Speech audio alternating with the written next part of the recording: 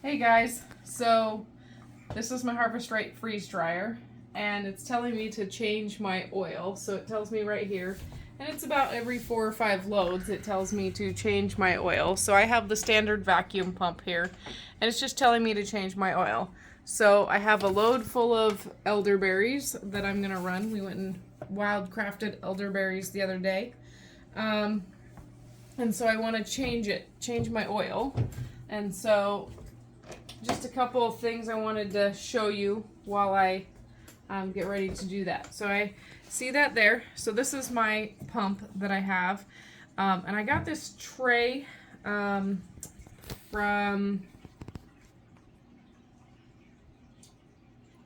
pause it for a second. Got the tray, got this cart from Harbor Freight. It's got wheels. It's for tools, but it worked great. So I can wheel it out and take the back off and clean the dust out when I need to. Store all the stuff I need to on here. I have a little box down here. I keep all my extra bottles of oil in it. So we're going to go ahead and change the oil. I have an empty oil bottle here, and I just have a funnel that I use specifically for the oil filter. And so we're going to set that there. The handle on the pump broke off, so I use this little wrench here. And what I'm going to do, which I haven't done, is I'm going to put a 4x6 underneath my pump so I don't have to lift it up. But for now, lifting it up is what I have. So I just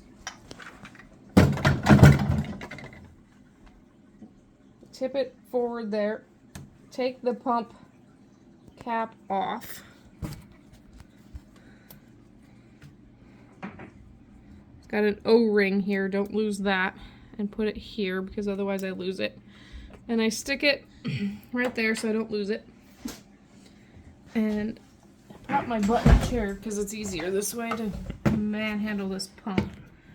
And tip it forward so that it's on the edge there. Put something underneath to hold the lid. And just half a turn. And like I said, the pump that you get comes with a little plastic handle. We broke ours off. I'm sure I could call Harvest Right and get a new one, but I haven't. And so this will drain out. And I've noticed that if you don't tip it forward, then the water that seems to be in the bottom of this oil doesn't come out. So I hold it precariously like this. I'm sure there's better ways to do this, but this is what I do. And drain the oil out.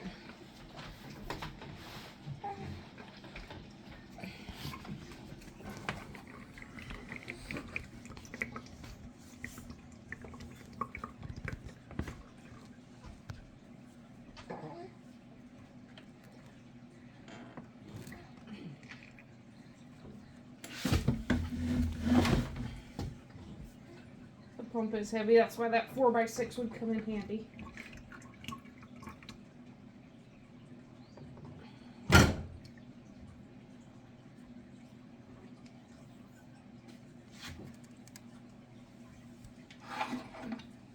I'll pause it for a second. You are now. So we're draining the oil into here, and I just like to get out as much as I possibly can, and then as soon as it's done, we'll go ahead and fill it. So there's a couple different kinds of pumps. You can get a premium pump and the standard pump. The premium pump is an upgrade. Mind you, I'm not affiliated with Harvest Right. They did not give me this one as a trial. This is one we've purchased. And I love it. I would say it would be nice to have the premium pump, but it's just the Harvest Right's quite expensive, and so we went with what we could get. And I would rather sacrifice and do this often than not have one. It is definitely a game changer for preserving foods. One of the big ones that I've noticed, probably the biggest game changer, is herbs. when I do my herbs, you can smell the difference between dehydrated and freeze-dried herbs. You can see the difference in the color. There's quite the difference for sure. So having handy meals, fruits are spectacular out of the freeze dryer. I would say the one thing that I have found that I don't enjoy is cubed raw potatoes. I cannot manage to get them to rehydrate for anything. So there's the end of that. So I'm going to tip it back up. You can see that there's a little bit of water in there, and so that water will sink to the bottom, and I'll show you how to filter it. So I'm going to turn this and close it. So that's closed. I'm going to stick this here so I don't knock it over, and then put that back in there. Now, if you had a counter in your garage, that would be great. But for now, this is what works for us.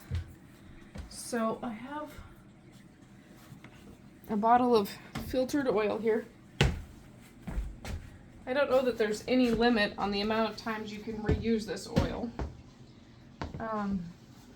No.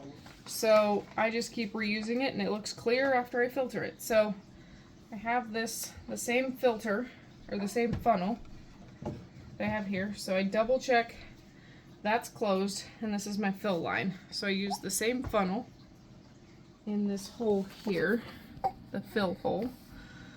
And I just dump my filtered oil, so I already ran this through the filter, and I fill it until I see it, the line come up on the fill line. There you go. So there's the fill line, and in that bubble there, you'll see it come up to the line when it's got enough oil in it.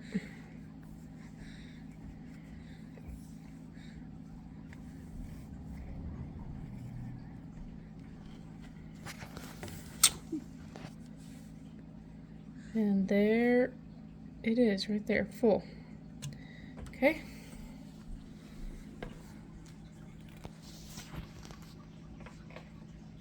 I'm going to take that funnel, put it back in. We'll put that in here now because I'm going to filter that oil and put it back in that bottle. So make sure to put your cap back on. So it's got my O-ring on there. And we're going to put it in this hole right here. Mr. Wyatt says it is bedtime. We are almost done with our evening, and so take him to bed shortly. But for now, he is with me for the ride. Okay, so this is on. My gate is closed. I'm going to take this. This is the filter from Harvest Right. I don't know if now, but I know that when I purchased it, it was an upgraded filter. You ordered it from Harvest Right. Inside, it's filthy, but it still works. There's this little hole right here. And so I only fill the oil. This is the dirty oil that just came out of that machine. So I fill it only to about there. And so this is not empty. And this takes quite a while. I leave it overnight, a couple hours, walk away from it. And then it drips down here. And this is about this full. When that's done doing its thing, I'll take this off, take this part out, and pour the contents from here into the bottle that says filtered on it, and then reuse it later and fill the rest up with what's left of the unfiltered. And then if there's any water that ends up in here, because there will, because there's water in it, I'll just dump that in the garbage can and then start over. So that's how you change the oil. But now that our oil is changed and ready to go, just a couple pointers. So I have this hose, the drain hose, runs down here through the side of it and into this clear bucket. This was from tomatoes. So I like to make sure that my hose is empty before I start the machine, because what will happen is this will backfill if there's any water in here, it'll suction that water into the machine, which I don't want. So this is all from the last load I did, which is tomatoes. And I'm gonna go dump that. You wanna pause it for a second? I dump that, and I just dump it in my plants. I don't really like to waste a whole lot of water, so I'll dump it in my plants. I haven't found any trouble with that.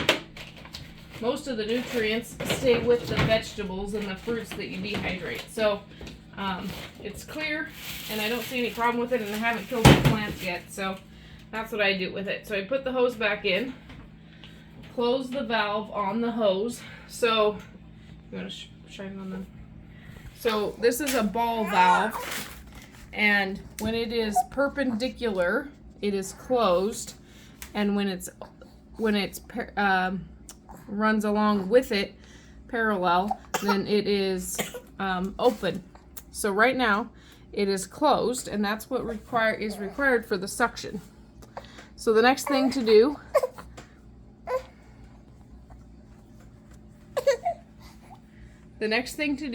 I've got my door shut, my pump has its cap, and the drain valve is closed, my bucket is empty.